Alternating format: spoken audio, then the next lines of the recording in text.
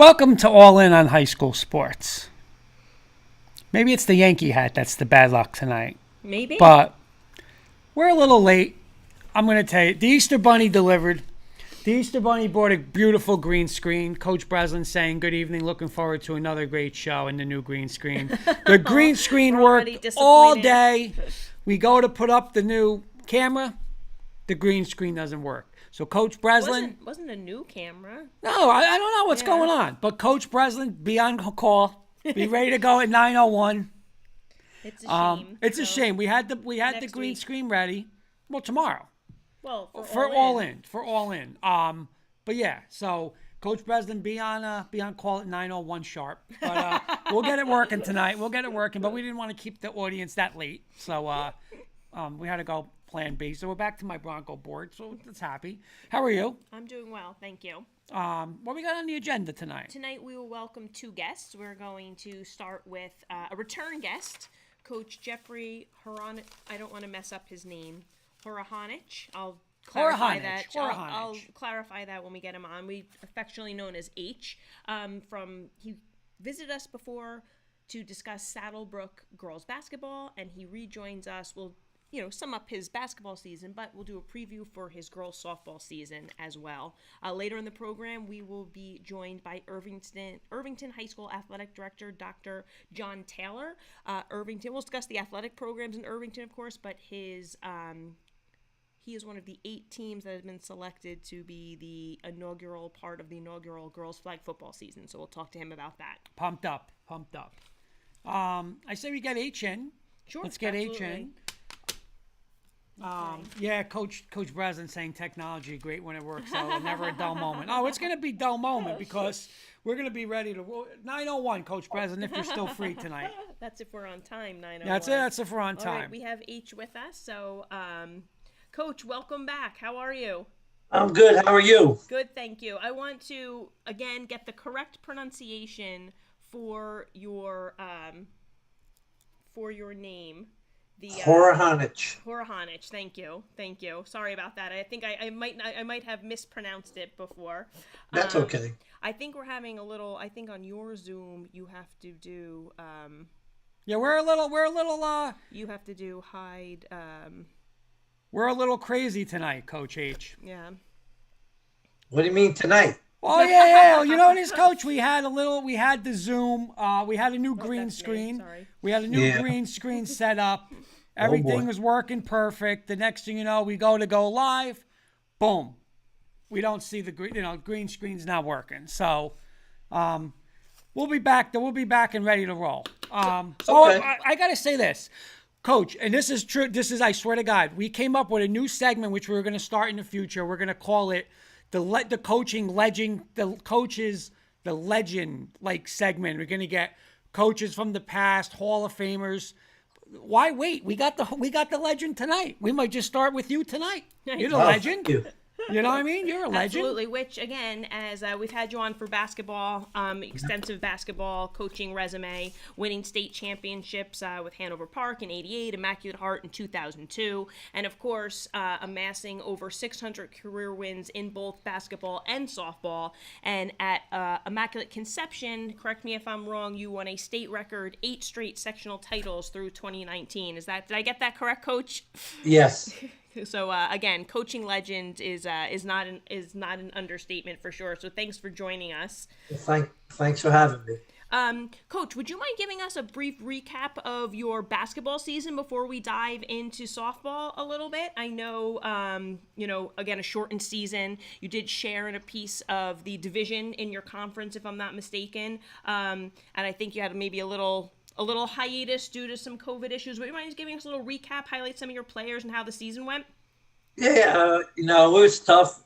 We got shut down twice because of the COVID, but the girls, hung in there, and it was funny. We really didn't even get to practice after even when we came back. So I guess Allen Iverson is right. Practice is overrated. Talking about because I think we practiced twice, So, but the girls did the best they can. We had a nice win over Elmer Park, and I was happy for them to share the title, and the two seniors, Vanessa and Bianca, I want to thank for their contribution the last 2 years, and I give them a lot of credit for hanging in and dealing with all this craziness with the COVID. Yeah, that's great. Congratulations again in the face Thank of you. adversity. Yeah, congratulations. So, Coach, now we roll into the spring season. Can you just give us a quick preview? You want to mention some of the players and stuff like that about the your softball team this year? Well, it's funny. We're in COVID lockdown again, Oh. and we haven't even We're starting tomorrow, actually. So I haven't seen them at all, and so it's gonna be another interesting time. But we got some good leadership. That we have our pitcher Gabby Santora, and Gracie Leone. Will be our, main people in charge of, the girls when we're not around. And, we're looking forward to it. Some people have started already, but, unfortunately with the COVID, we'll start tomorrow. And between that and unfortunately some kids went away. So it's going to be first week or two are going to be very interesting. So, but we're excited. I have Jordan Miller coming back, helping me, and Kerr, I'm sorry about your sister, Jody. Yeah. Hope she gets better real soon. And, it's a shame that all these people are going through this horrible crisis. She better be watching tonight because I told her 3 times to be watching tonight. So if she's not watching, she's got nothing else to do, right? So if she's not watching tonight, I don't know if she's ever going to watch. I mean, let's be realistic. Then again, she might be in bed sleeping already. That's true. Yeah, that's true. That's true. Coach, it appears that there's like 13 regular season games on your schedule. I was wondering if you could explain to the audience a little bit about the shortened season and how it's affected like conference, county, and state tournament play. Well, actually, we have 22. I guess okay. some haven't been posted. So I guess the state's trying to make this spring as much realistic as it's been in the past. So, you allow 25 games. They're going to have a county tournament and a state tournament, unlike they did in, the winter and stuff. So they're going to try, again, it really depends on how this whole virus goes. Because, there's other schools I know that are also out, not doing anything. But at least they're going to give it a shot and see if we could play as many games as we can. And, we're back into the normal league divisions that we were last year, where in, the fall and the winter, they kind of did it more on geography and different things like that. So we'll see. That's good to hear that they will. It does seem like this is the first season that there's some type of return to normalcy in terms of that, like scheduling, like a legitimate state tournament. They're trying. It seems like they're going to play it the whole way through. Is that correct? Yeah. Yep. That's great. Like you said, I hope it is able to come to fruition. Yeah. Coach, I brought this up to one of our other guests, Coach Mondadori, out of head softball coach at West Essex. Yep. And it's just something, again, like from being obviously, I was an assistant coach for a couple years, and it was, I don't know who brought it up. It was maybe a year ago, something online. And in your opinion, can we ever see where high school softball kind of goes the baseball route, where there's like an inning restriction for pitchers, where it's not just one pitcher that could pitch 40 games a year? What would that do to the game, and would you ever be a fan of that if that was to ever happen? No, never. Baseball and softball are so different.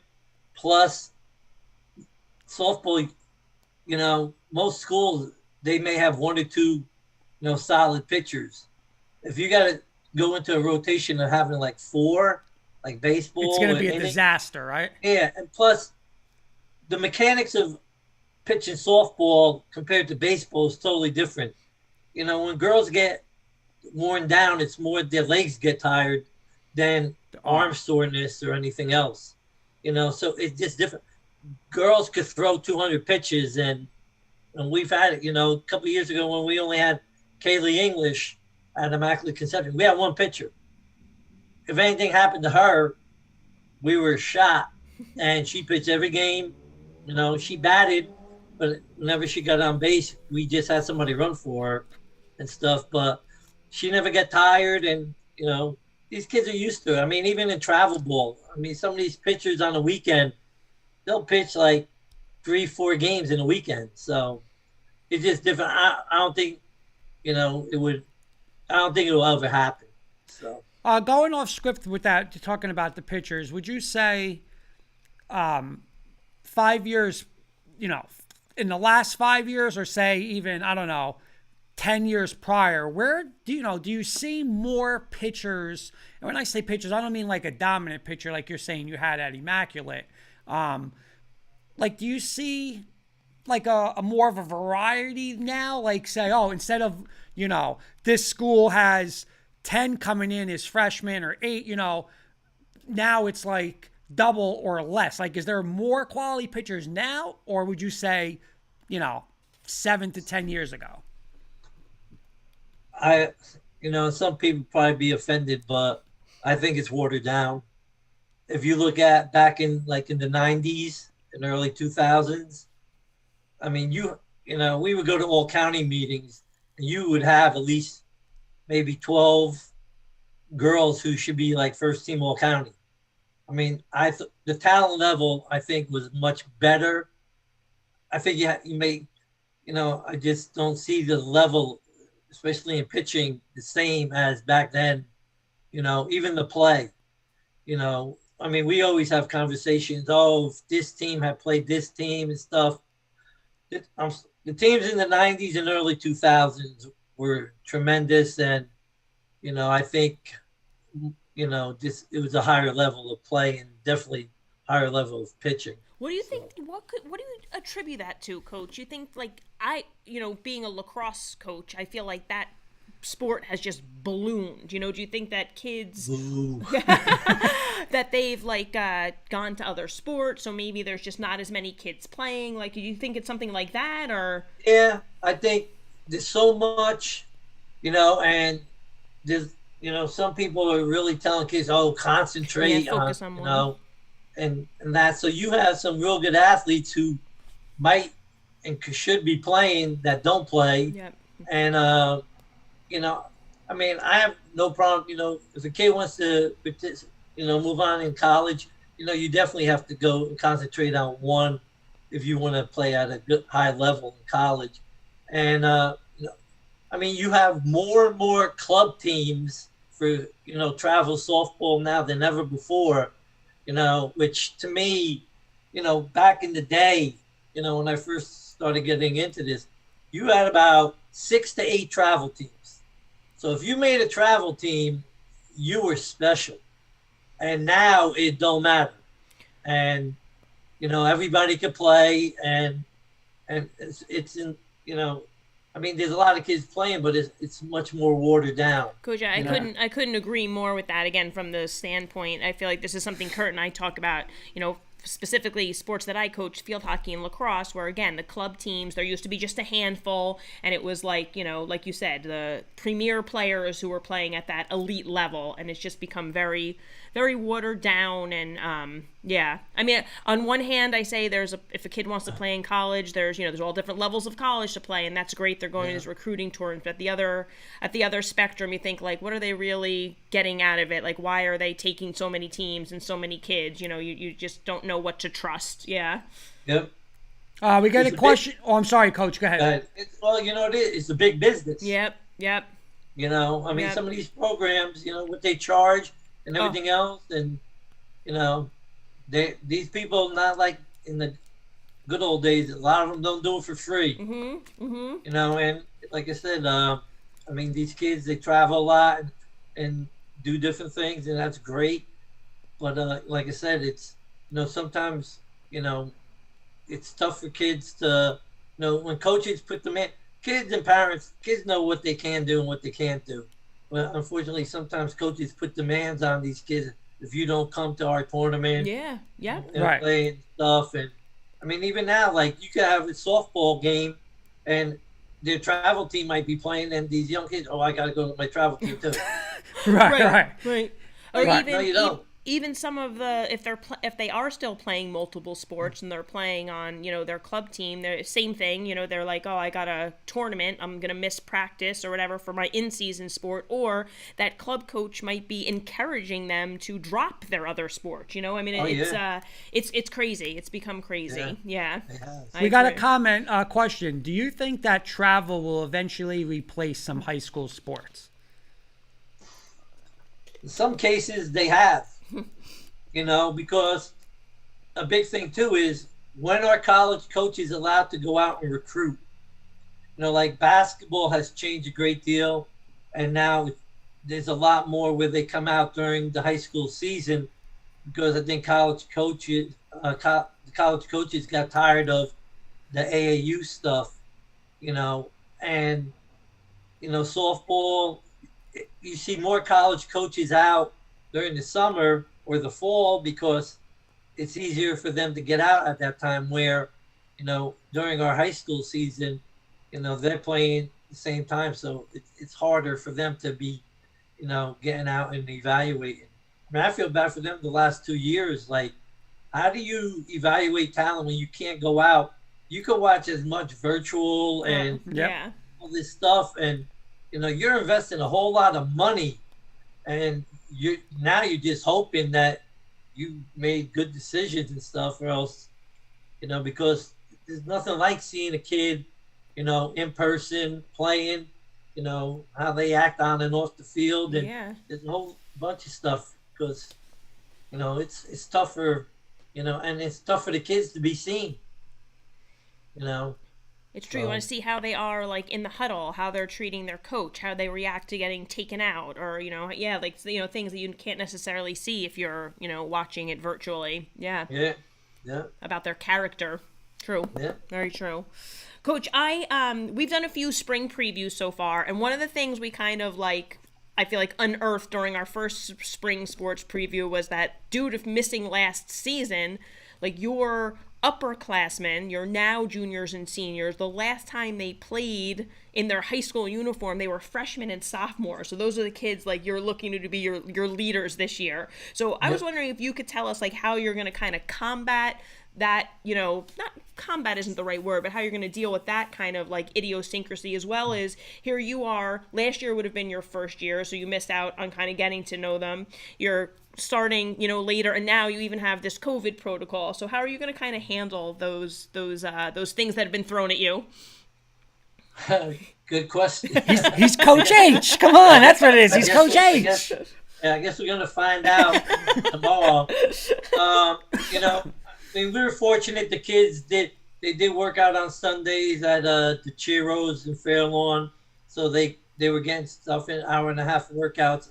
For 5 Sundays. Some kids play travel, so they played in the fall and the summer, and we're gonna do the best we can. We got to evaluate quick.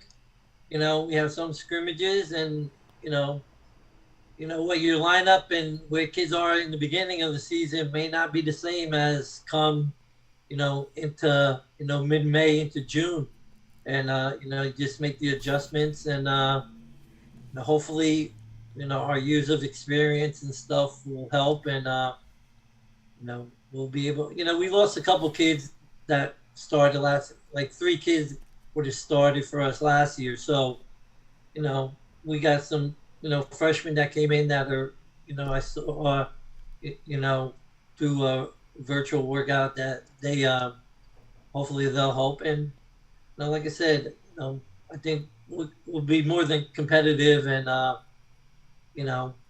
just try to put our system in that we've used for a long time, and hopefully it'll still work. Coach, seriously, and we joke about having the legend on and stuff like that, but in all seriousness, we really appreciate you coming on, and we love having you as a guest, and we can have you for hours. But you really are you're one of the most successful coaches in New Jersey history. So my next question is, what would you give? What would some advice be to someone taking over a program for the first time who who has like championship aspirations. You know, I don't mean maybe year one, but I mean they're just not like I'm doing it fun. Like they want to build a program, a successful program, and a championship program. What's something, without you giving all your secrets away? What's something like?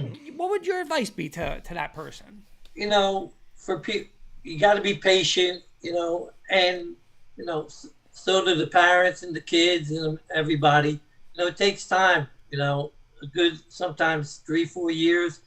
You got to get into the younger programs so your system they understand, and so it's a building process. And you know, just being patient, being positive, and just building a good foundation, and so that it can it can grow and get stronger each year. And that once the kids buy into what you want to do and believe, and big thing, just be honest. We always tell kids, everybody's going to get an opportunity to play. What you do with that opportunity is going to be totally up to you.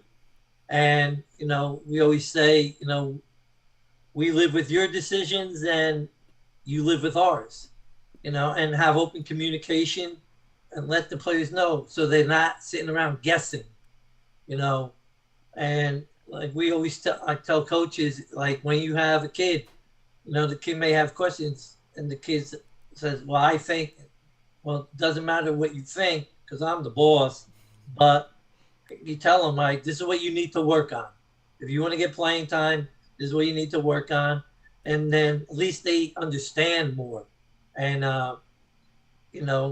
it's just a lot of hard work and dedication. And I've been fortunate too. I've had a lot of great kids and great parents. And, I always tell them there's a method to my madness, and you just trust the process. And, thank God it's worked real well. And, there's a lot of good young coaches out there who are doing really well. And, I remember when I first started, I helped out Lex Greenwood in Hawthorne back in like 1980 something. And Lex was a great teacher. I mean, I've had great teachers. When I was young in basketball, I had the privilege to, go around and with Jeff Jasper and watch games, and we talked, and I learned a lot from Jeff, and Bob Hurley, and softball, same thing, just learning from great people, and that's what you got to do. And like I said, I think there's a lot of good young coaches out there, so I think the future for softball is bright, and I think they're going to do a great job, with their programs. You see it already. Nice. Coach, are you ready for a little rapid fire? You've been our guest before, so we looked at last time's questions. Yeah, no repeats. No repeats. No repeats. Okay. All right, here we go. Right out of the gate, Coach. This one you gotta say yes to this because I don't know why I'm fired up for this one. I really am. And we had a couple coaches on last week, but in basketball, I think it would be phenomenal on high school that they have a conference tournament at the end of the season. Yes or no? Can you do again, here's the deal.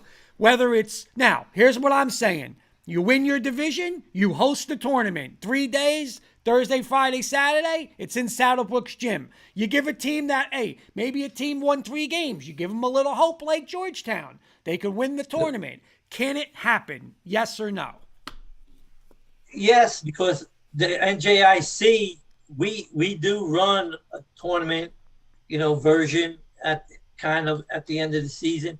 If they don't want to go into the Bergen County tournament, and we run our own. We have it, in basketball, and they had it in other sports, and I think so for the smaller schools who don't want to go into, say, the county tournament because they don't want to get, beat up. They started that, and it's a great idea. So I'm all for it. I mean, a lot of people have always said too, like with Bergen County tournament, maybe have a group 1 and 2 section, and a group 3, 4, and like non-public A's and stuff.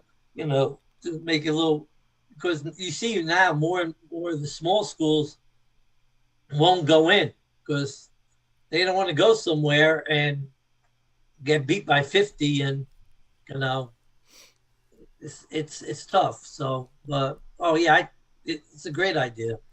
Coach Breslin saying, wow, Lex Greenwood was my superintendent in Maywood, and his daughter is a teacher in one of my schools that I was a principal of. Small world. So a small world. Yeah. All right, Coach. Over the years for softball, who have your 3 biggest rivals been?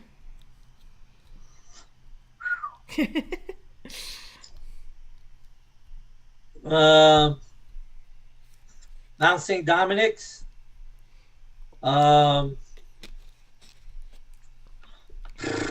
Good question. Up here, Ramsey, definitely. They broke our hearts a couple times in county tournament games. IHA was always good, so we always wanted to go up against them. We didn't get that many opportunities, to do so. But like I said, definitely Ramsey, St. John Vianney, and Mount St. Dominic's. Nice. Okay. Some intense games. Coach, here's a question I'm very interested in. Where do you keep all of your 30 state sectional rings? Not 30. Oh, I'm exaggerating a little. All right. 19, whatever it is. That's a lot of them.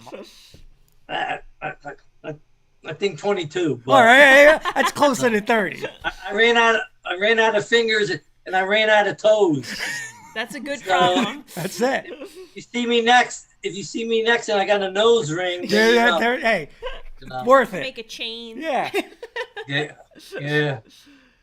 So, What's your most memorable softball championship game out of all those championship wins?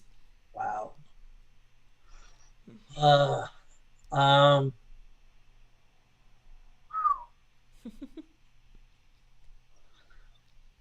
Getting you with the hard-hitting questions in rapid fire Yeah, tonight. that's tough.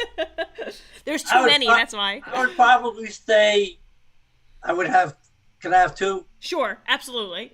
I would definitely say the first one at IHA and the first one at Immaculate Conception. Okay, nice. Better baseball team, Yankees or Mets?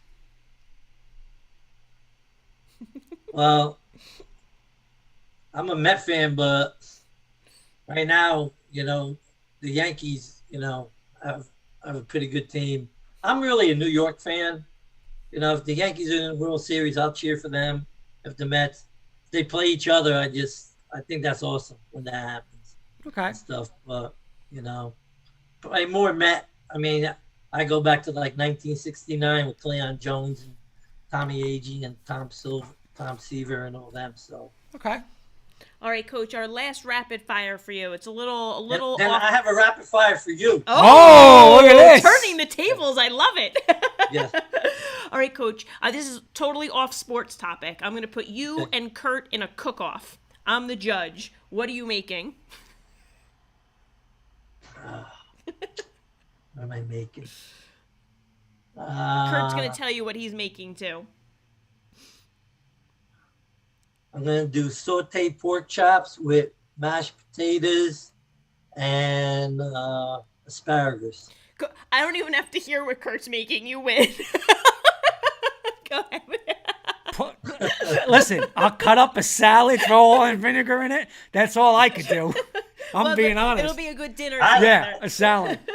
Yeah, I love. If I didn't get into coaching and education, I want to be a chef. Nice, very nice. That we didn't even know that. It was a perfect question. Yes, Very nice. I love to cook. So, What's your rapid fire for us? if you're in a foxhole, you can only have one person in there with you. Who are you bringing? I got my answer. Go ahead. It's a guy, Tom Truskalowski, I work with. I call him like Houdini. This guy has just gotten out of stuff, made stuff. Tom Truskalowski, one of my coworkers, hands down. Well, I was going to say my husband. That's why I let him go first, so he could go in the doghouse by not saying Yeah, his you wife. are. Oh, yeah.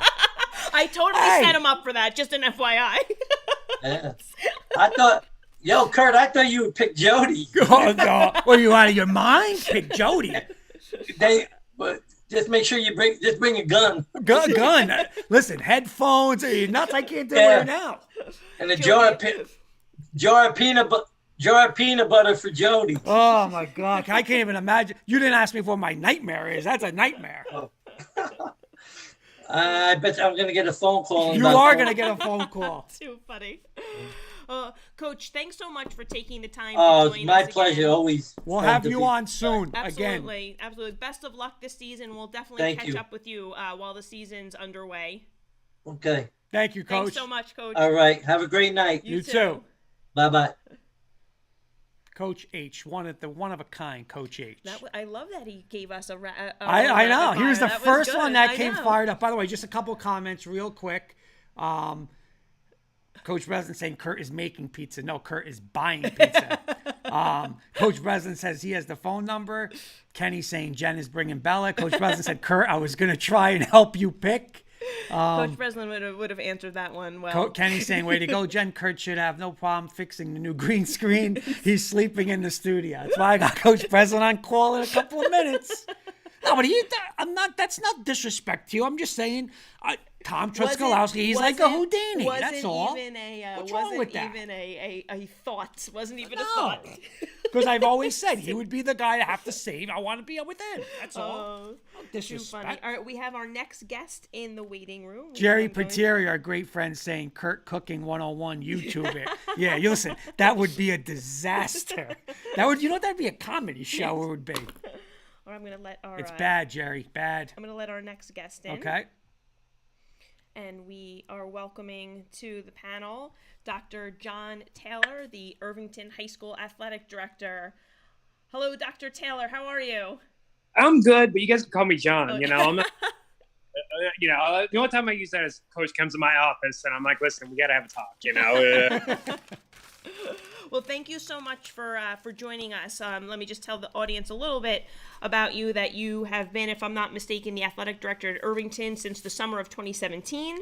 And we'll discuss with you your athletic programs, but also you are part of the 8 teams that will have a new girls flag football team this season. So welcome. Thanks for joining us.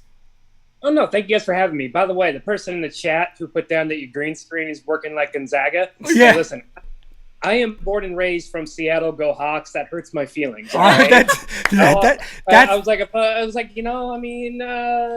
okay, I'll get over it. I know, that's Ken. And you know what? Because we have another sports show we do on Wednesdays. That's my co-host, and I've been on the Gonzaga train from day one. And all I heard was him last night. I'm not even a Gonzaga fan. It's just I kept saying they're going to do it. They're going to go undefeated. But I got to deal with him tomorrow, so I know what's coming. Well, but I know it's.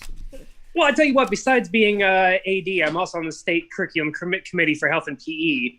And the director of the health and PE curriculum at DOE is a guy named Lenny Parham, who's a Gonzaga grad. Oh, yeah, next committee meeting. I know it's going to come up. I already feel bad for the guy. They're in that room. Oh, my goodness. That's rough. Well, thank you for, in a day and morning after last night's game for joining us even more. I wanted to see him do it. I wanted to see perfection, John. I wanted to see perfection. By the way, you guys have me following Coach H? Guys, you're setting me up for failure here. You know? Coach H is like, we could deal with him all night long. He's the best, Coach H. He's the best. I believe you had a couple of the AD at Millburn, Frank, on a few weeks back, right? Oh yeah. Well, you could deal with. I bust Yeah. Frankie's chops. I used to work with Frankie and Carney. I work with. I'm in the the IT department there, and Frankie was the head baseball coach, and he was a gym teacher there, and we go way back. So Frankie's the best when he comes on too. This is No, great. I love Frank. I do, but you have me following Coach H, so all right. All right. So my first question is, you're You're usurping me. I have the am. first Oh, question. yeah. That's right. You got to do his throw- background. The Gonzaga thing got us threw him thrown his off. Game. John, I was wondering if you could tell us a little more about your background. You were a student athlete in Washington State. You taught at school in North Carolina, and now you're ultimately the athletic director in Irvington. Can you tell us a little bit about your journey? Yeah. So, like I said, I'm born and raised from Seattle. I went to graduate school at High Point University in North Carolina. I got a GA spot out there, so I was like, free money, here I come. Let's see, my master's is in sports medicine. I did my internship and clinical hours with part of them down in Tampa Bay with the Buccaneers. And I just happened to be down there when, I was working with a guy who was leaving, and he knew somebody who was going to work with the federal government on opening up this boarding school for morbidly obese kids. So if you remember back in 2004, that was the first year the CDC said a third of our nation's youth is obese or overweight, right? So in response to that, the document stated students that, were so overweight, they were living in these inpatient bariatric hospitals. But what they found out was a lot of these students would be 1 to 2 years behind in grade level when they got out. So for 5 years, I worked at the only boarding school in the entire world for morbidly obese kids. And during that time period, I helped 178 students lose a combined 12,000 pounds. Amazing. It's awesome. Yeah. And then when you're the only school in the world that does what you do, sometimes you get some media attention. So, I was in People Magazine, Good Morning America, and all these things. And then NBC came in and said, hey, we want to do a reality show here. So I starred on the reality show Too Fat for 15 that aired on the NBC networks of, I think we're mostly on Bravo, but I think it's the Esquire network it's called now. That show was on for 3 years and it showed my students through their journey of getting to a healthy weight range and improving their social emotional wellness, their self-confidence, self-perception, just how they felt about themselves. But sadly, after 5 years, the funding fell through because our long-term success rates weren't great. Meaning students would leave the school and they would gain their weight back. Okay. So it was like, okay, let's pull the plug. And then at that time, I met my now wife, but back then girlfriend, and she was, okay, what plan do you got? I'm like, I don't really got one. So I'm from Jersey, my family's up there, and I'm like, I've heard of Jersey. All right, cool, let's go, right? So I moved to Jersey, and I was the athletic director at Beloved Charter in Jersey City for 5 years. And then the job opening at Irvington came up. I interviewed, and I got it. So here I am. Very nice. Thank Awesome. you for sharing. And, that leads into the first question. You're obviously our first Irvington guest, and hopefully not our last. But you can have more time. Can you talk a little bit about the Irvington athletic programs? I'm not trying to be biased here. I think we run and have one of the best athletic departments in the entire state. And the reason I say that is since I've been there, gosh, what have we added? Obviously, you want to talk about girls flag football tonight, but this year we've also added girls lacrosse. Fantastic. I didn't know that. Yeah, that's awesome. Yeah, it's our first year. We're going to have it. And I believe, don't quote me on it, but I believe we are the first the girls varsity lacrosse program in an urban setting in the entire state of New Jersey. Eastside has a program, but they only compete at the JV level. Okay. So that's what I've been aware of, and I'm proud of that. The other things that we've done, we've added different levels, different sports. I have JV girls soccer now. I have freshman girls volleyball. Had that for a few years. We added on girls wrestling when wrestling made it as an official NJSI sport. I brought golf back. This is the first year we've had it back. Irvington was one of the original, I believe, 32 golf teams when the NJSI first started it. Dropped in 85, but I brought boys and girls golf back this year. I'm probably missing some stuff now I'm thinking about it. But having said that, I feel like the size of our school, we're a Group 3, Group 4 school, depending on which sport we're looking at.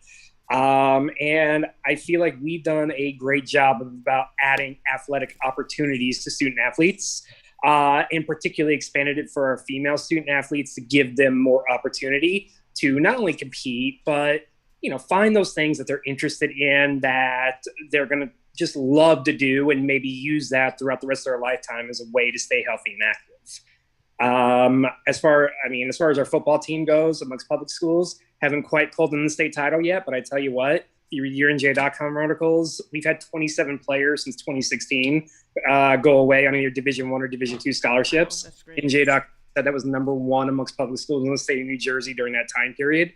Our track team, my coach, Coach Hawkins, is in the NJSI Hall of Fame. He's won 4 team state titles and 16 individual state championships in 28 years, I believe. And our boys basketball team, I like to think we would have won the state title last year had our cutout playoffs not been cut off. But, we got to the Group 3 game. I think there's a lot of great things to love about Irvington athletics. I really do. Awesome. That's We great. got a comment from Coach Breslin. That is great. More opportunities for student athletes. Great job. Exactly. Absolutely. Thanks, Coach. So you guys were chosen as one of the first 8 teams to compete in the inaugural season of girls flag football. So, as the athletic director, I'm sure you were, on the ground floor of how that all came to develop. Would you mind sharing with our audience kind of like from its, infancy to this now league, like how it kind of came to be? Well, I tell you what, it was kind of like happenstance. Okay, so the New York Jets, for the last few years, they've been giving away the Coach of the Week award for football. Okay, and my head football coach, Ashley Pierre, got it, I believe, for week 2 this year. And the person at the Jets who I was speaking to, his name's Elijah Hodges. He's a Montclair grad. And so, we got to talking, and I just thought it was casual conversation. And then he called me up about a month later and said, here's what we're trying to do. We as the Jets truly believe that girls flag football could be a NJSI championship sport in this state. But the NJSI just doesn't do that. You have to prove the concept that it's going to happen. So, okay. And he said, would you be interested? And I was like, in what? He goes, we're going to run a girls flag football league. And not only are we going to run it, we're going to fund it. I'm like, sure. Yeah. And, it was one of those things, like you hear people say, yeah, I'm going to go to Thailand and go study abroad. Like back in your time, like, all right, man, have fun in Thailand, right? But you don't take that seriously. You're not going to Thailand. So then I'm like, all right, cool. Let's have girls flag football. And I kind of forgot about it. And then about a month later, he calls me up. He goes, okay, we're in, we're starting it. If you're in, I was like, whoa, he was sick. All right, cool. So then I had to go do the report of interest just to see if I had enough students that wanted to do this. And within 48 hours, I had 93 girls signed up for flag football. And so I called Elijah at the Jets back, and I said, Elijah, we're in. I went to my superintendent with it. She was for it. Went to the school board with it. They were definitely for it. And here we are. We're one of the first teams. That's great. Awesome. That kind of answers my next question, but if you can elaborate a little, can you tell us about the turnout for the flag football team, like in your school? What's the vibe? What's the numbers? Just how exciting, how excited, I guess, are the girls and maybe like the school in general about, playing in this first season? I tell you what, I think the girls understand that they are on the ground floor of something that is particularly special. I feel that the Jets are correct. And what I've told the athletes and the coaches is I think within 5 years, girls flag football could possibly be something not only that most high schools are going to add, but I truly believe they're going to add so much. You're going to have 3 levels to it: varsity, JV, and freshman. Okay. And there's a few reasons I think that. One, it's not a terribly expensive sport to put on. But 2, I think that there is going to be this large interest from girls, and maybe girls that don't necessarily do any other sport, but they gravitate towards flag football. And that's actually what we have found is we're getting athletes from a lot of different sports that are coming out, but we're also getting students that are coming out that haven't played any other sport before. And that's where I think girls flag football is particularly appealing that I didn't count on. So of the 93, we're still working through, sports physicals and things, but I had 51 out to the first day of tryouts, and yeah, it's great. Now that's actually a high class problem to have because the girls flag football league, they're using the 7-on-7 rules. And so sudden you get 7-on-7, there's only 7 people out there for 51, 52 girls. I'm like, okay, how are we going to manage this, right? And that's what the coach is talking about. The other problem it's created for us too is a lot of the softball players. I've had 3 levels of softball. Yeah, right now I got 1 level of softball because a lot of the softball girls are going to girls flag football, which is not something I really anticipated. Right. We're going to work all that out. And but like I said, it's a great problem to have. I wanted to talk to you a little bit about kind of the recent changes we've seen in girls sports, across many levels, right? Like we're seeing girls high school wrestling. You mentioned that you have some high school girls wrestlers. That's exploding. We saw at the college level, the first girl kicker, actually getting a high D1 level game. We see NFL and NBA female officials now. So I had a 2-part question. You kind of answered the coaches as well, of course, yeah. I was going to ask if you see flag football taking off, which you kind of touched upon, but I wanted to ask you how important you think it is for girls to be provided these opportunities. I tell you what, and listen, I'm a girl dad. Okay, I got 2 little girls of my own that are 9 and 6, and I can only speak for me personally, but I made a concerted effort to increase the female athletic programs and the opportunities for our female student athletes at Irvington. My track record has shown this is on my mission. This is important to me. And if I wasn't a dad, I don't know. I always want to do right by every single student. But when I saw that there was so much more opportunities that we could give our female student athletes, I thought we got to do this. And my school board agreed with me. Now, to take it one step further, okay, let's start with college. Do I think that if, girls flag football takes off in New Jersey, is that going to influence college for that to take off? Not necessarily New Jersey, but I will tell you this. Before we started, there was 3 states who have girls flag football as a championship sport: Florida, Tennessee, and Alaska. Yes, Alaska. Okay. All right. If you actually look it up now, the state of Washington, where I'm from, is doing the exact same thing that New Jersey's doing with the Seattle Seahawks, and they are starting their league this year as well. And I think what's going to happen, is just my guess, but I think other teams and other states are going to take a wait-and-see approach. How's this working out? And I think it's going to really take off. And then I think what will happen, like I said, within 5 years, more and more states are going to look into it. More and more states are going to look at athletes. And I wouldn't be shocked within 10 years that gets the NCAA's attention, where they're like, girls flag football, this might be something we probably need to add and look at. So yeah, I think when you're talking about equity and opportunity, and if you want to bring in Title IX, I think this is a very great avenue for the NCAA or colleges to take to actually explore this and look into this, because I think the interest is there. I really do. Yeah, what's awesome is my nephews are in Staten Island, and they started playing flag football. They're boys, but they started playing, I want to say, I don't know, in the kindergarten level. So they've been playing for years, but they mix in the girls on the teams. And then what they do, I want to say it's like starting 6th grade over there. They, the girls go on, they have their own divisions, their own leagues. And the participation there is like awesome. I mean, they have like a total league. I want to say it's like 8 or 10 teams. They have a Super Bowl, a playoff, and just seeing it like on that level. But then when we were talking, we were like, where do those girls go? Are they going to, like they've played for now 8 to 10 years.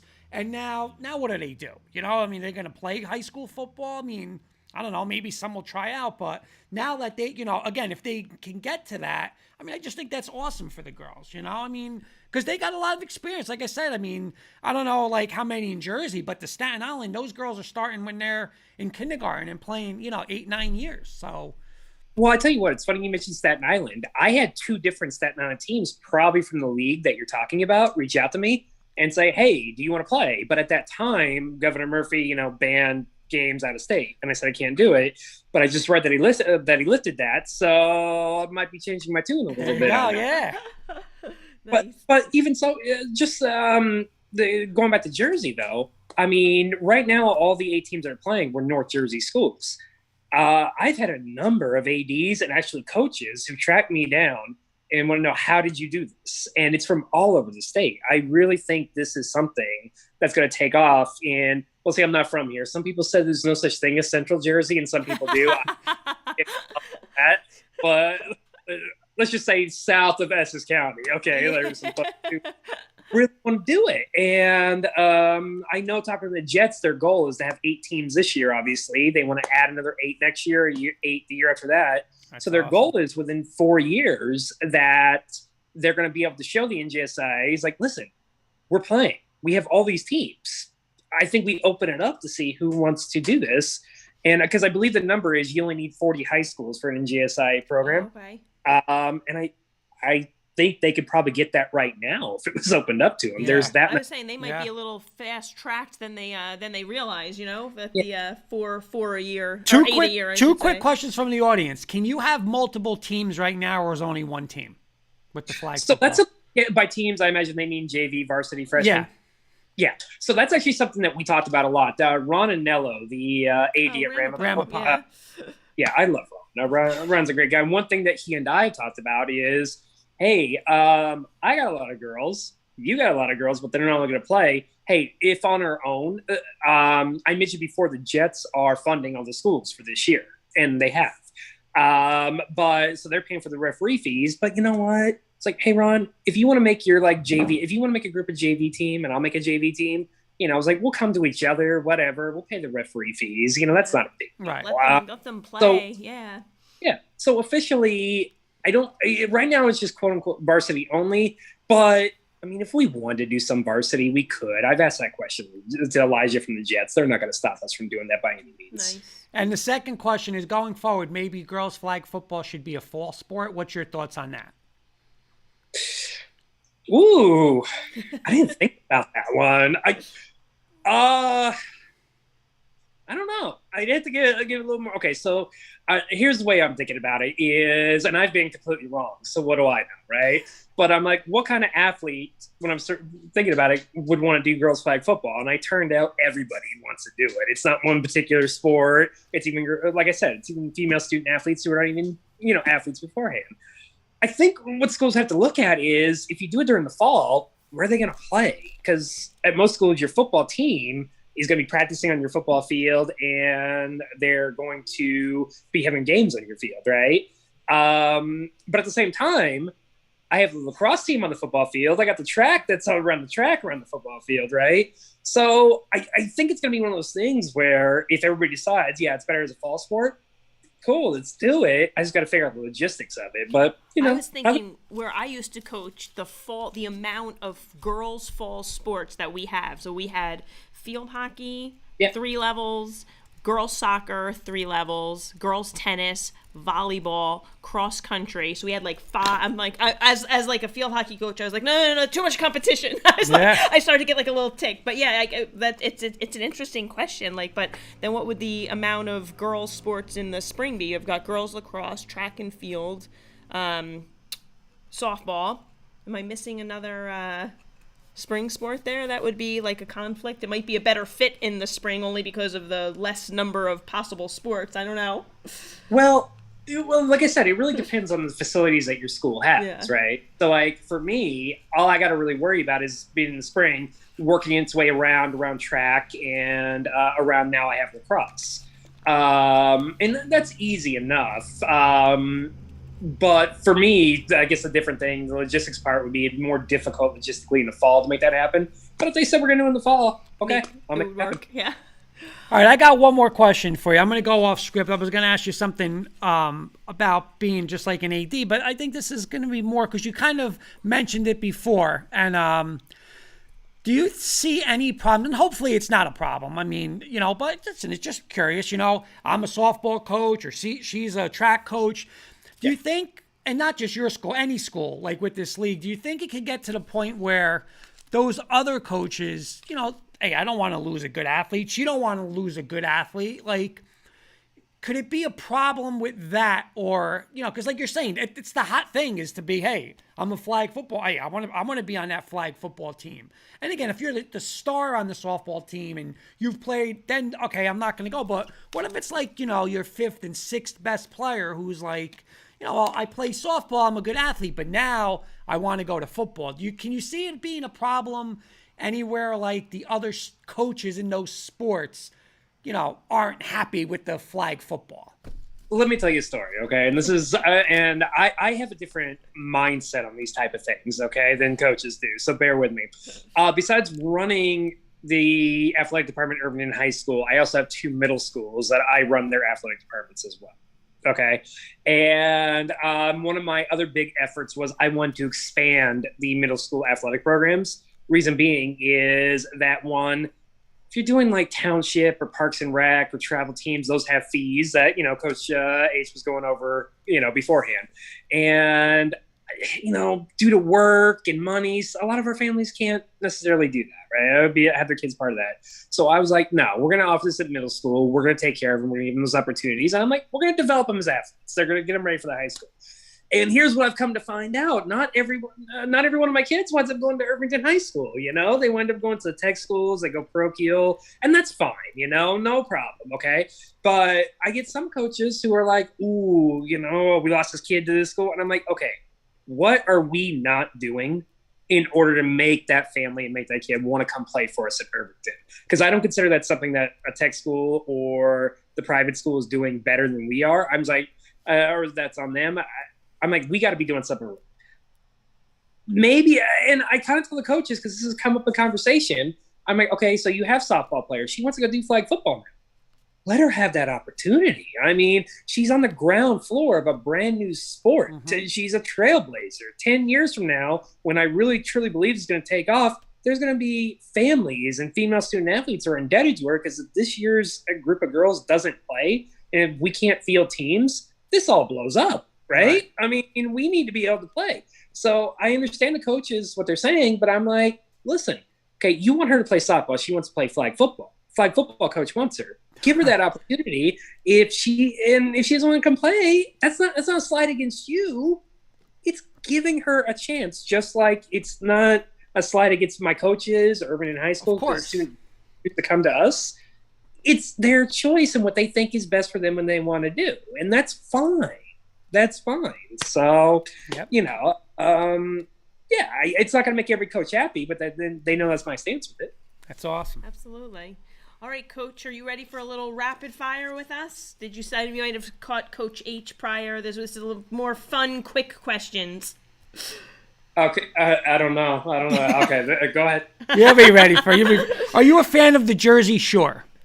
I live on the Jersey Shore. I live in Wall. Okay, so you obviously are a fan. So Jen and I like to go. We get most of our guests, and we ask them some like food questions. So right now, I want to know. I'm going to ask you three different items. Okay. Best pizza to get down the Jersey Shore. Oh, well, some people tell me it's not the Shore, but La Madonna in Matawan, you can't go wrong. Okay. How about a sub sandwich? You're gonna make fun of me. I don't think I've ever had one in my whole life, to be honest with you. Okay, that's fair. It's more of a Jersey thing. And my last one, more importantly, I want to get like a steak sandwich. And I mean like a cheesesteak sandwich, like one of those. Oh, I am the worst guest you've ever had now. I thought that was funny. You don't like cheesesteaks either? I never had one in my whole life. Oh, you gotta remember, listen, I grew up in Seattle. Like, we're all about the salmon and the halibut and the cod and everything. Like, so you ask me, like, what's my favorite topping? I'll throw it down, right? Okay, all right. You know what? Then you got to hold up. Then your pizza better be damn good if we're going with your pizza. You're going to give us the pizza. We're going to go to that pizza. We do plan to check it out. We do plan to check that out. My follow-up is food-related as well, but let's see. I would say, how about the ice cream place? Where would you go for ice cream? I find it fascinating that I tell you guys that I helped 178 kids lose 12,000 pounds, and I was the only one in the world who worked at a school for the obese kids. And you're asking me questions about. I know. We are asking. Right. On your cheat days. I've an ice cream place. I'll be honest with you. I don't think I've ever visited an ice cream place in New Jersey. Wow. Well, you know what? You are yes. a good lesson for us to all eat better. So you want to be my personal trainer and watch what I eat? Because that's what I need, somebody like him. All right, let's get to this. It would change up, Let's get to this one. Is Seattle Seahawks your favorite NFL football team? Isn't everybody's favorite team the Seattle Seahawks? Not mine, because I'm a diehard Bronco fan, and I totally forgot what happened in 2013, Super Bowl 48. So I forgot what happened there. Listen, the Elway and those Broncos ruined more good Seattle teams in the 80s than I care to remember. As a kid, back when they played in the AFC West and I had to play Broncos twice a year, and the Broncos went to like 3 Super Bowls in there. Right. Yeah. Oh God! Don't get me started with that. I hated Elway. Oh man. All right. So your favorite. Will Russell Wilson finish his career as the quarterback of the Seattle Seahawks? Yes. Next question. Okay, that's it. That's truly rapid fire. Done. Nicely done. John, there seems to be a lot of turnover in young coaches. What's your advice to someone who's just starting out about how to go about it so they can stay with it? I mean, okay, so I don't know if I actually think that there's, a turnabout as much as you make it out to be. Because here's the deal. I remember, I just turned 41, and I remember I had coaches when I was in middle school and high school, and we were turning them over. And it made my experience so far as an AD is the same and maybe higher than their places. But I think we have to remember, a couple things. One, young coaches typically when they start don't have those family obligations that they have maybe later in their 20s, earlier in their 30s. And it's one of those deals where at least the way I try to work it is, okay, I understand you have a new family. You feel like you need to be out this year. Totally get it. I got 2 little girls of my own. But I feel like if you create a sense of value in that coach, meaning that you show them that you are needed, you are wanted. And I almost see my coach. Okay. I'm going to be honest with you. I love my coaches. I do. And I think that if I lost any of them, I would be devastated. Okay. And the reason I say that is I find my coaches go absolutely out of their way, kids at home or not, to be there for our players. And I don't know if you saw this in your research. My boys basketball coach, Coach Brantley, he was one of those Ellen Show award winner grants. He bought his own screen printing press and makes T-shirts for kids out of it who don't have the funds to buy new clothes on their own. Okay, then he takes the same shirts and he sells them to the public. He'll have like the Irvington logos on and everything, like basketball and things. And that's how he makes money to keep giving them to the kids for free. Okay, I have a football coach who on his own, I don't know if you saw, one of our football players, Makai Gaber, was the state player of the year from the Maxwell Foundation. Well, and he's going to the University of Nebraska in the next fall. One of the reasons he got noticed because he went down to the SEC ACC recruiting combine down in North Carolina that they hold most years, just not this year. He helped them get down there, helped them fundraise for the money to get down there. If we have kids that are short a couple bucks, they need to eat. My coaches, they give it to them, and I feel like it's one of those things where you can't replace that, and you can't replace that generosity, and you can't replace seeing the kids as people and meeting their needs totally off the field. So when I hear one of my coaches is leaving, or maybe he needs a turnover, I'm devastated. Not because I think they're a great coach, I wouldn't have them if they weren't, but because how much they do for the kids. That's nice. And I try to do everything I can to keep them around. And a lot of times, even if they can't be there every day, I get them board approved as a volunteer coach so they can come in on the days that they are available.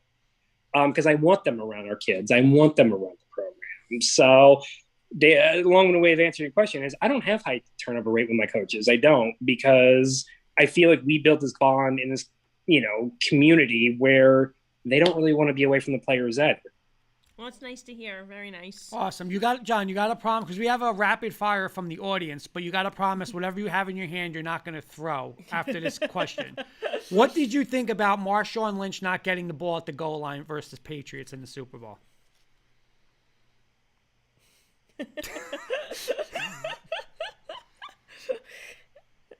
Let's move it on, guys. All right, so here's my next one. All right, so give me, who's your favorite baseball team? Mariners. Okay, Mariners. Griffey Jr., A-Rod, Randy, you guys had that. Should that team have won a Super Bowl? Should that team have won a World Series? Yeah. What was the downfall of that team? We didn't have a closer. I mean, who'd we have? Okay, so if you go back and look at your stats, so the Mariners became the first team ever to lead the American League in home runs, 96, 97, 98, 3 straight years, okay?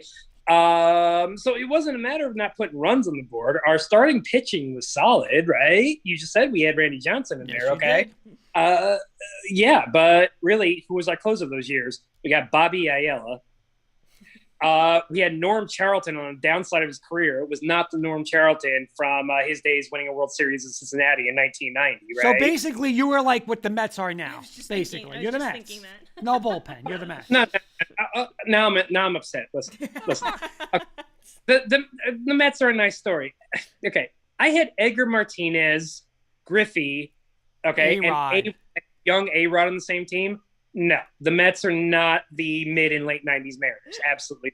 Okay, and here's my last question, because one of my former co-hosts, he actually passed away maybe 2 months ago, but we argued about this all the time, okay? Yeah. Now you're in the metropolitan area. You're originally from Seattle.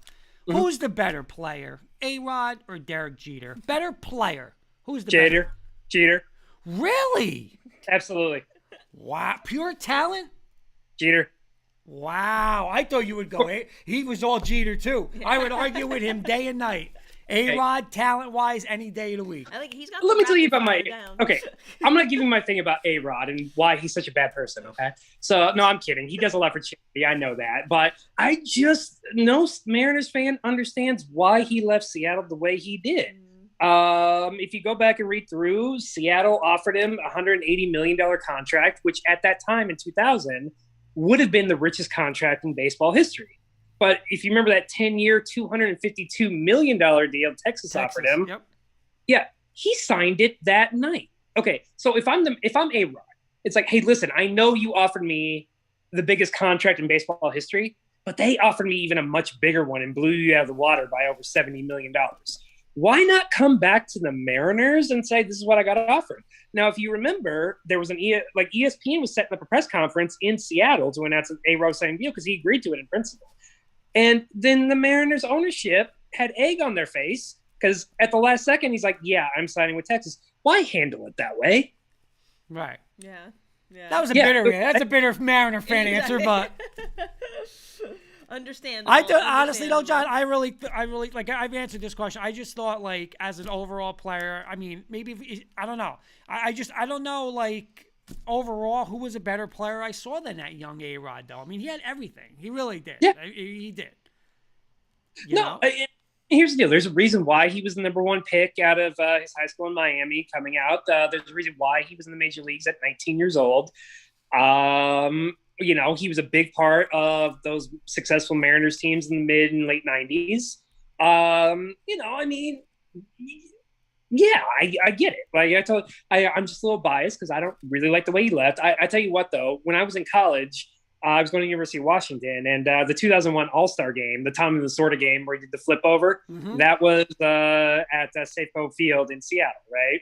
And me and my buddies, we were at the game working security for the Mariners. Well, if you remember that game, it was Cal Ripken's last All-Star game. So A-Rod was the shortstop playing for Texas, and Ripken was the third baseman. They switched places. Yeah, yep. That was a nice moment and everything. Yeah, we still booed him. All right, my last one. Is he a Hall of Famer? Okay. I have a very unpopular opinion about this one. Okay? Like, super, super unpopular. I believe that Bonds is a Hall of Famer. Here's why. Okay? And this is my own thing about it. If you believe the thought that you need to have 7, 8, 9 great years to be a Hall of Famer, okay, because I think that's kind of people in the know, they kind of agree upon. Okay, it's called a minimum 7. If you believe Game of Shadows, Bonds didn't start using PEDs until after the 98 season. So that means he played 86 to 98 clean and won 3 MVPs during that time period. So if I were to throw everything else out and just base it off that 86 to 98, he's a Hall of Famer. He's a Hall of Famer. I mean, 3 MVPs to me gets you in the Hall of Fame. That's just I'm not saying he's a great guy. I'm not saying. Right. Of course. I'm just about that. Okay. A-Rod. So his rookie year, he came in late 1993, but his first full season was 94, right?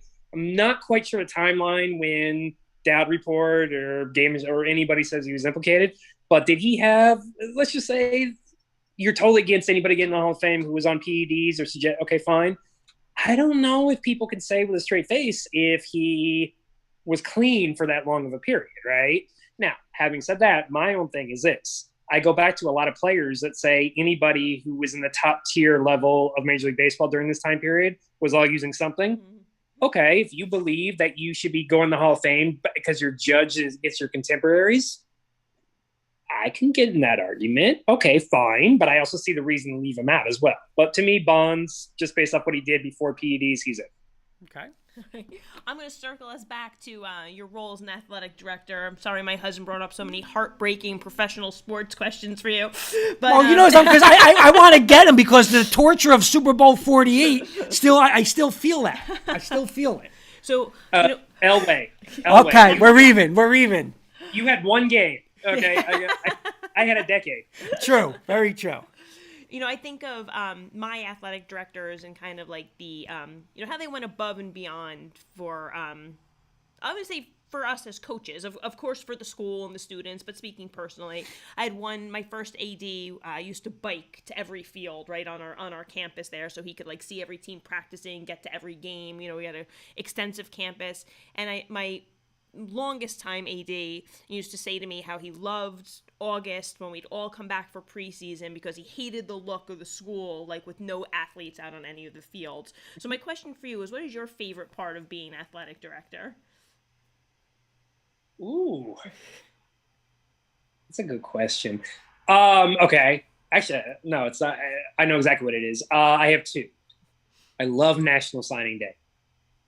I love it. Nice. Okay.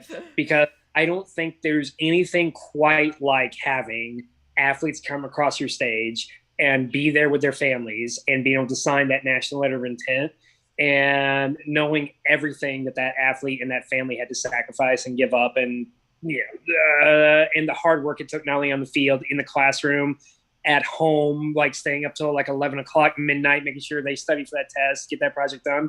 And if anybody doesn't think an athlete is doing that late, I think they're kidding themselves. Game nights, 7 o'clock tip-offs. When are they doing their homework? When are they studying for those tests, right?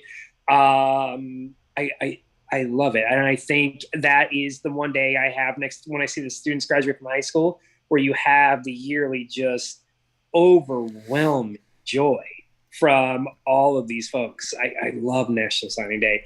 And my other particular favorite day, it's in the fall, winter, and spring, and it's the first day of tryouts, the first day that you get all the athletes together. And it's weird. It's one of those deals where outside the season, you might not have the same classes with all the same teammates. You might not have the same lunch period. After that season's over, they might be doing a different sport than you are in, a different season. But you know what? During that first day might be the first time they've come together since last season ended. And I love seeing them together. And it's like, you got your friends back together. The band is back together. My band, and it's like, this is awesome. And they get to have that next 3 months just to be together before, even though they're in the same school, but they might go their separate ways to do other things. I love those days. Nice. Very nice. John, thank you so much for joining us tonight. It was a pleasure to have you on, hear about all the awesome things that are going on with your sports programs, your athletes, and your coaches. So thank you for your time this evening. Yeah, awesome. You did a great job following Coach H. You were like, Coach who? What was his name? What's his name? Yeah, absolutely. We want to have you on again. Definitely come on again. We'd love to catch up with you and some of your coaches and players during the spring season if it works out. Great. Just let me know. Thank you, guys. Absolutely. Thank you very so much. Have a good night. Thank you, John. Very nice. Oh, awesome. Yeah. Yep. Good stuff. Lots of good stuff. Again, nice to get another program on. Coach and, Breslin saying hear so about much what they're passion doing. for his program, which exactly. is awesome. That's what we love to see. Awesome. To see it. All right, so we got a couple minutes. I don't want to deal with Kenny because I don't do his top 5. So you got to give me what it is. Do you have what it is? Yes, I do. Okay. So, I thought you had the question. I'm going to give you my text. I don't want to look at the phone. I don't want to. Top 5 football programs in New Jersey in the last decade. Is he going to go? What? He's going by records? That's all I have for you. What is he asking? Okay, I'm the trivia question. Top 5 high school football programs in New Jersey in the last decade. Wow. I mean, it's so hard. If he's going wins and losses in the last decade. So 2010 to 2019. Okay. Coach Breslin, come on, help me out with this. Oh, always looking for help. Always looking to get somebody to do his work for him. It's going to shock because it's going to be a small school. There's definitely going to be like a small school in there. I know it. No, Coach Breslin, don't help him. What are you saying, public or private? That's it. It can. There's a combination? It can be ranked. It's not hard. Can you give me how many public to private? No. Nope. I mean, I'm not. So You're not getting away with that with me. It could you know be what? like everybody gives in to you. I mean, nope. Just do it. Do your like best. Jackson. Do your best. Do your best. Do your best. So Come on, unfair. you got 3. 2 more. Let's go. Oh, I got 3. I'm saying you have 3 All written right, down. so I'm gonna go. No overall rankings. All right. I don't know. I gotta do these teams. I'm gonna go with a small team. All right, you're going to go. I'm going to go 5. Ramapo, Okay. Bosco, Bergen, St. Joe's, and Heights. Well, you got 3. What's the 3 I got? Which St. Joe's? Oh, St. Joe's. That's got to be Hamilton. Okay, so number 5, St. Joe's of Hamilton. Number 4, St. Peter's Prep. Number 3, Bergen Catholic. Number 2, St. Joe's of Montvale. So there you go. Well, I meant both Wise St. guy. Joe's. I know, I was Okay. waiting for that. Okay. And number 1, Bosco. Wow. Okay. I thought it was going to be more of a smaller, like a Heights that, because I know Heights, I want to say they won 3 in a row or 2 out of, I thought they won 3 in a row. But no, that was a good question. Very good question. Always, That was a good always question. a good question. Coach Breslin went Oh, Bosco, look at- Joe, yeah. St. Peter. He went with all of Nice, the nice. the Yep. parochials. All right, great show. I should have knew Hamilton. How did I not know that? I know. I was part of Well, all that. private is right. That's why I didn't want to answer that question, Coach Breslin. They were. I want to throw it back to Kenny, and next week I want him to have that same question for all public schools. Okay? Let's put Kenny to work. All right, Hoops, thanks for a great show. Yes, very We got good off to a show. rocky start with the green screen. Yep. I Very don't know. disappointed on that. Audience, little insight here. Could hear Bella barking upstairs. Yeah, as Bella's well. barking. We got a lot going on. We got a lot tonight. going on, but a great show. Coach H, Coach, John I'm Taylor. sorry, I'm calling Coach John Taylor. It's just a habit. I called him Coach also a couple of times. So Yeah, but no, great show tonight, and catch us on K&K tomorrow. That effing green screen will be on. See you guys.